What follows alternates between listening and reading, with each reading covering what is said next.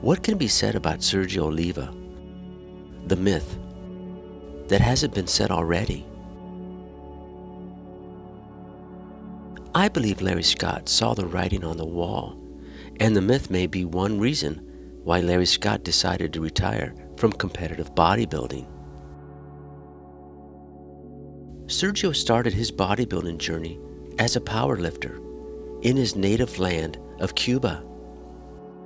Oliva was so proficient that he was part of the 1962 Cuban weightlifting team, which competed in the Central American and Caribbean Games in Kingston, Jamaica, at a weight of 198 pounds.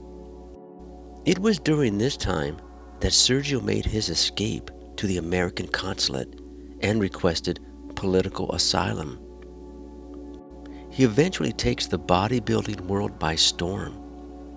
Sergio was the king of bodybuilding, starting with 1967 Mr. Olympia all the way to 1970,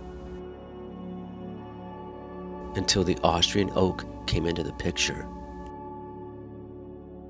No one had ever seen anyone quite like Sergio before.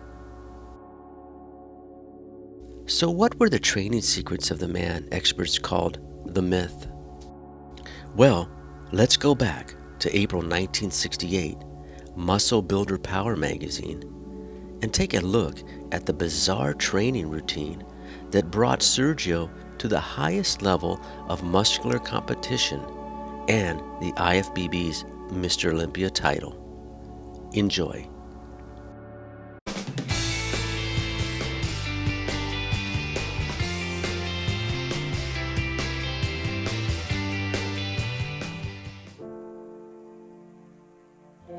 When Joe Weider laid that $1,000 first prize money on me, and I looked at that beautiful audience, as I raised my arms with all that money, with the silver platter over my head, I yelled, "Sock it to me."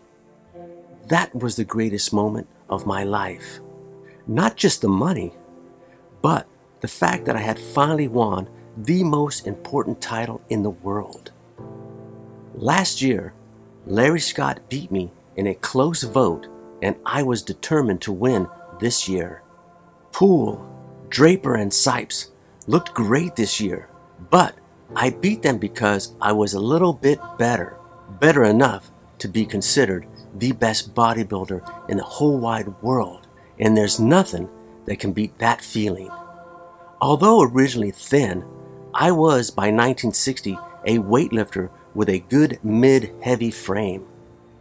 Once in Chicago, I hooked up with Duncan YMCA. Bob Gaia was the resident muscle star there, and for a while, he was my idol. I used his routine and all too slowly built my body and did it over from lifter to bodybuilder specifications. From 1963 to 66, I won Mr. Chicago, Mr. Illinois, Junior Mr. America, Mr. World, and the Mr. Universe contest. In 1966, I came in second to Larry Scott in the Mr. Olympia contest. For an entire year, I trained like barbells are going out of style.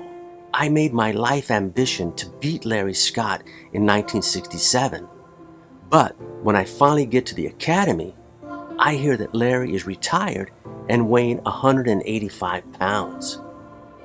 So off I go, and the rest is history.